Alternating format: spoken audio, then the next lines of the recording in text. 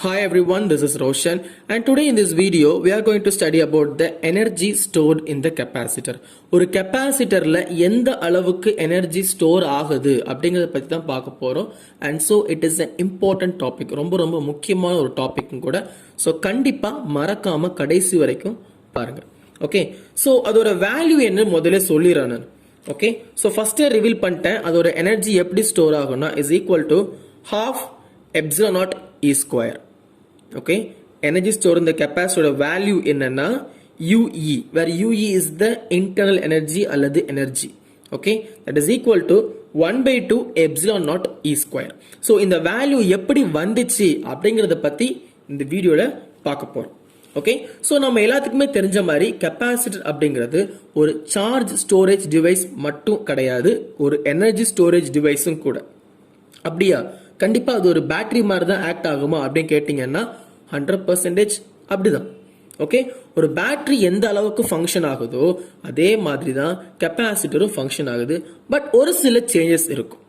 Okay, so listen, capacitor a capacitor is not only a charge storage device.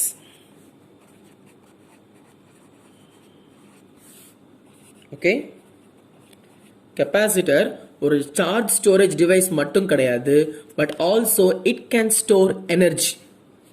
Okay, but also it stores energy. So listen, capacitor அப்படிங்கிறது நார்மலா சும்மா இருக்காது. Okay, பேட்டரியை connect பண்ற வரைக்கும் கெப்பாசிட்டர்ல பிரசன்டா இருக்கிற சார்ஜஸ் எல்லாமே இன்ஆக்டிவா தான் இருக்கும். அண்ட் ஸோ கெப்பாசிட்டரும் இன்ஆக்டிவா தான் இருக்கும். ஒன்ஸ் பேட்டரியை கனெக்ட் பண்ணிட்டீங்க, அதுக்கு ஒரு பொட்டன்ஷியல் கொடுத்துட்டோம் அப்படின்னா சார்ஜ் அங்கிட்டும் இங்கிட்டுமா டிரான்ஸ்பர் ஆக ஆரம்பிச்சிடும். So that one plate fully positive charge and another plate gets negative charge. Okay, battery connect பண்ணதுக்கு அப்புறம் தான் கெப்பாசிட்டர்ல ஒரு பக்கம் ஃபுல்லா பிளஸ் சார்ஜும் இன்னொரு பக்கம் ஃபுல்லா மைனஸ் சார்ஜும் ஃபில் ஆகும். ஓகே, அப்போ பேட்டரியோட பங்களிப்பு அப்படிங்கிறது சார்ஜ் டிரான்ஸ்ஃபர்ல ரொம்பவே ஒரு முக்கியமான விஷயம். ஓகே, அதே சமயத்துல அப்ப சார்ஜ் எங்க இருந்து கொண்டு போகுது அப்படின்னா அது கெப்பாசிட்டர்ல மட்டும் தான் கொண்டு போக முடியும். அதுக்கு அது ஒரு ஒர்க் பண்ணி ஆகணும். அந்த ஒர்க்குக்கு அதுக்கு தேவைப்படுற எனர்ஜி. ஓகே, அந்த ஒர்க்குக்கு அதுக்கு தேவைப்படுற எனர்ஜியை நம்ம என்ன பண்றோம், இந்த எனர்ஜியா ஸ்டோர் பண்ணி வைக்குது. அப்ப லிசன், கண்டிப்பா ஒரு ஒர்க் பண்ணுது. ஓகே, ஸோ அந்த ஒர்க்கை நான் DW அப்படின்னு ரெப்ரசன்ட் பண்றேன். ஓகே, பண்ற ஒர்க்கை DW அப்படின்னு ரெப்ரசன்ட் பண்றோம். பட் ஒர்க் பண்றதுக்கு என்ன தேவை? பேட்டரி தேவை அல்லது பொட்டன்ஷியல் தேவை. Okay, so battery or potential, that is V. Okay, capacitor work பண்றதுக்கு எனக்கு பேட்டரி அல்லது பொட்டன்ஷியல் தேவை. ஸோ ஐ புட் V மட்டும் தேவையா? V கொடுக்கறதுனால என்ன ஆகுது? Charge gets transferred. Okay, so charge உடைய டிரான்ஸ்ஃபர்மேஷன் இருக்கிறதுனால I put DQ. And listen, இன்னொரு முக்கியமான விஷயம் இருக்கு. Vங்கிறது பொட்டன்ஷியல் தெரியும். But in case of capacitance C is equal to Q divided by V. இது கெப்பாசிட்டன்ஸ் உடைய ஃபார்முலா அப்படின்னு கூட சொல்லலாம். அண்ட் இதுல பாத்தீங்கன்னா V அப்படிங்கிற வேல்யூ இருக்குது. ஸோ தட் எனக்கு இந்த V வேல்யூ தேவை. ஓகே, அதனால என்ன பண்ணிடுறேன், V-ய இங்க கிராஸ் மல்டிப்ளை பண்ணிடுவோம். அப்ப C எங்க வரும்? ஆட்டோமேட்டிக்கா கீழே வந்துடும். அப்ப V is equal to எனக்கு Q by C அப்படின்னு டிரான்ஸ்ஃபர் ஆகும். Okay, V is equal to Q by C அப்படின்னு கிடைக்கும். இந்த V வேல்யூவை கொண்டு இங்க சப்ஸ்டியூட் பண்ண போறோம். ஓகே, ஸோ சப்ஸ்டியூட் பண்ணிட்டோம் அப்படின்னா என்ன கிடைக்கும்? லிசன், DW equal to Vக்கு பதிலாக கிடைச்சிருக்க value Q by C. Okay, so இந்த Vக்கு பதிலாக Q by C சப்ஸ்டியூட் பண்ண போறோம். Q divided by C into DQ. Okay, எனக்கு தேவை ஃபுல் ஒர்க் டன். அந்த ஒரு செகண்டுக்கு எவ்வளவு ஒர்க் பண்ணுதுங்கிறது தேவை கிடையாது. இது ஒரு செகண்டுக்கு எவ்வளவு ஒர்க் பண்ணுது, rate of change of work தான் இந்த DW. எனக்கு அது ஃபுல்லா ஆக்சுவலா எவ்வளவு ஒர்க் தான் பண்ணிச்சு அது அப்படிங்கிறது தேவை. ஸோ அதுக்காக நான் என்ன பண்றேன்னா இன்டெகிரல் பண்ண போறோம். ஓகே, ரெண்டு பக்கத்திலுமே இன்டெகிரல் எடுக்க போறோம். அண்ட் ஸோ லிசன், இங்கேயும் Q இருக்குது, இங்கேயும் Q இருக்குது. அதனால இந்த Q என்ன பண்ண போறேன், உள்ள கொண்டு போக போறேன். Okay, so dw first integral பண்ணுவோம். ஓகே, dw இன்டெகிரல் பண்ணோம் அப்படின்னா கிடைக்கிற answer w. Okay, q dq integral பண்ணோம் அப்படின்னா which means q இன்டெகிரல் பண்ணோம் அப்படின்னா கிடைக்கிற ஆன்சர் q ஸ்கொயர், அந்த பவர் அப்படியே கீழே வரும், q ஸ்கொயர் பை 2. ஓகே, ஏற்கனவே கீழே ஒரு c இருக்குது, ஸோ அதனால அந்த c ஜாயிண்ட் ஆகிடும், q square by 2c. Okay, அப்போ w ஓட வேல்யூ எனக்கு என்னது, q ஸ்கொயர் பை 2c அப்படிங்கிறது. ஓகே, அப்போ லிசன், ஒர்க் பண்றதுக்கு எனர்ஜி தேவை, ஒர்க் பண்ணா எனர்ஜி காலியாகும். அப்போ ஒர்க் டன் தான் எனக்கு என்னது, எனர்ஜி. புரிஞ்சுதா? ஒர்க் பண்றதுக்கு எனர்ஜிங்கிறது தேவை, ஒர்க் பண்ணா எனர்ஜி காலியாகும். அப்ப கண்டிப்பா அந்த ஒர்க் தான் எனக்கு என்ன ரெப்ரசன்ட் பண்ணுது, எனர்ஜியா ரெப்ரசன்ட் ஆகுது. So that work done is equal to energy. அதனால எனக்கு என்ன ஆகுது, நான் ரீப்ளேஸ் பண்றேன், UE equal to q square by 2c அப்படின்னு. Okay, UE equal to q square by 2c அப்படின்னு. திரும்பவும் கெப்பாசிட்டன்ஸோட ஃபார்முலா தேவைப்படுது எனக்கு. Okay, because energy of the capacitor தான், அதனால கெப்பாசிட்டர் ஃபார்முலா யூஸ் பண்ணிக்கிறேன். அதே மாதிரி C is equal to q by v.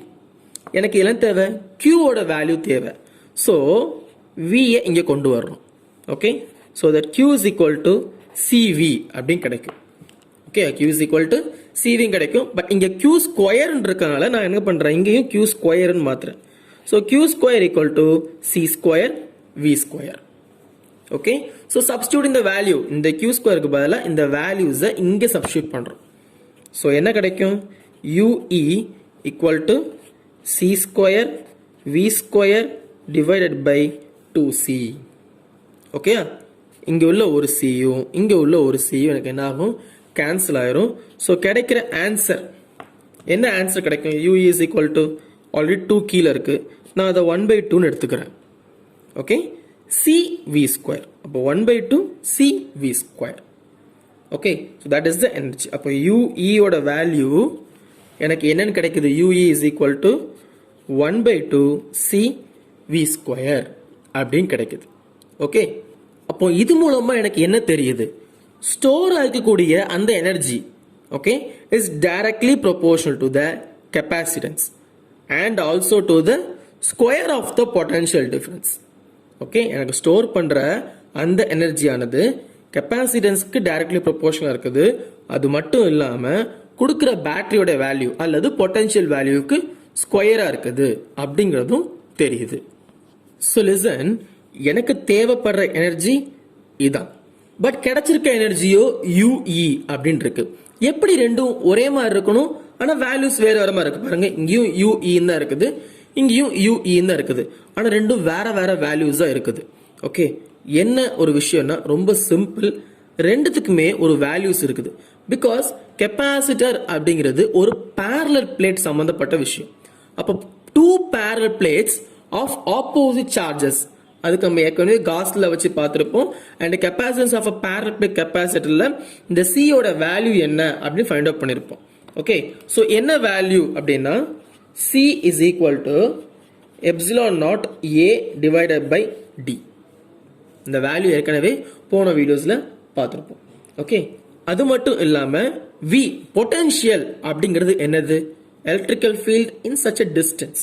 Okay, so V ஓட வேல்யூவும் என்ன அப்படின்னா V is equal to ED.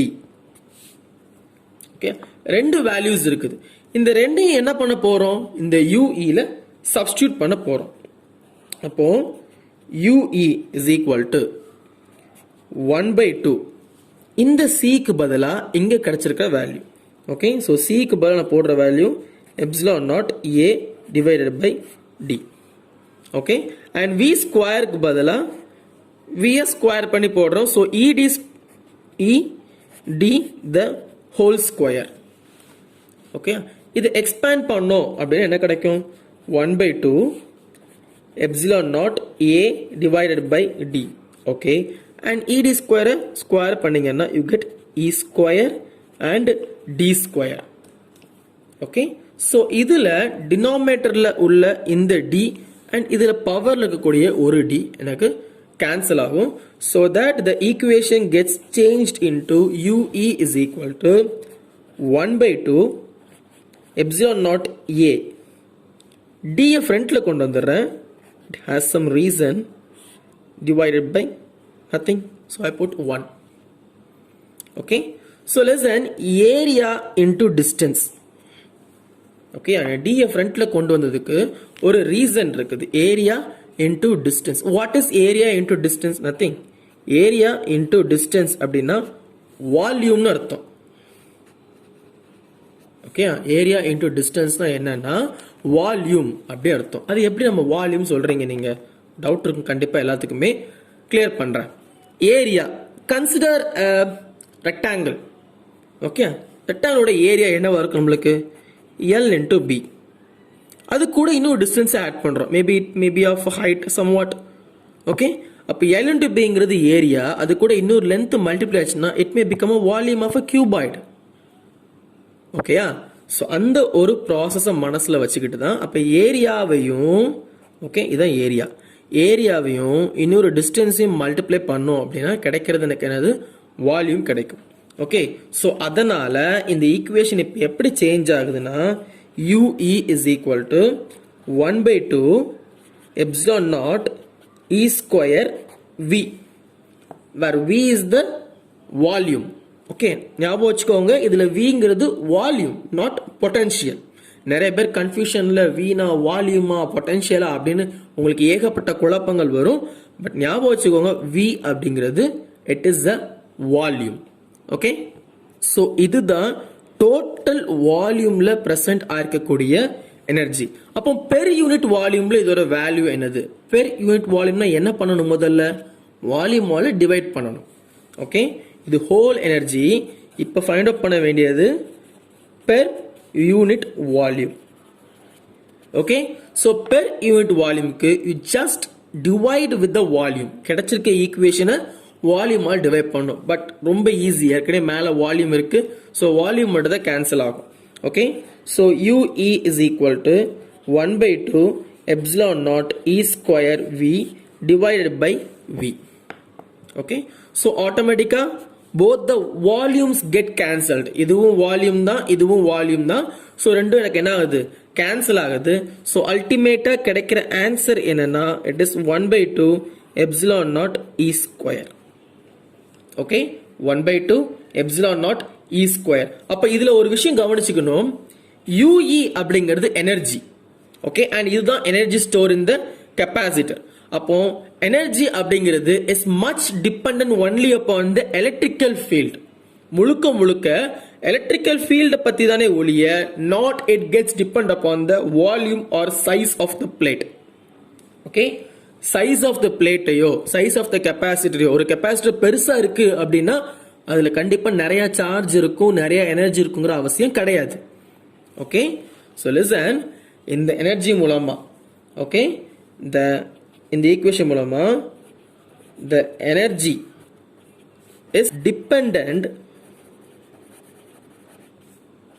on electrical field. முழுக்க முழுக்க electrical field பொறுத்து தான் அமையுமே ஒழிய not by the size. Okay, not by the size of the capacitor. Capacitor size பெருசா இருக்குது அப்படின்னா அதுல நிறைய எனர்ஜி இருக்கும், சைஸ் கம்மியா இருந்துச்சு அப்படின்னா அதுல கொஞ்சமான எனர்ஜி இருக்கும் அப்படிங்கிற ஒரு பிளைண்ட் தாட் இனிமே உங்களுக்கு இருக்கக்கூடாது. பிகாஸ் எனர்ஜி அப்படிங்கிறது முழுக்க முழுக்க எலக்ட்ரிக்கல் ஃபீல்டு சம்பந்தப்பட்ட விஷயமே ஒழிய சைஸ் பத்தின விஷயம் கிடையாது. Okay, so that's all for now today students. I hope you really enjoy this topic very much, and if you have any doubt இந்த டாபிக்ல ஏதாவது டவுட் இருந்துச்சு அப்படின்னா மறக்காம கண்டிப்பா கமெண்ட் செக்ஷன்ல கேளுங்க. And if you like the video, please put me a like, and if you want daily videos, subscribe my channel, and daily videos are coming for you. See you guys on the next video. Thank you students.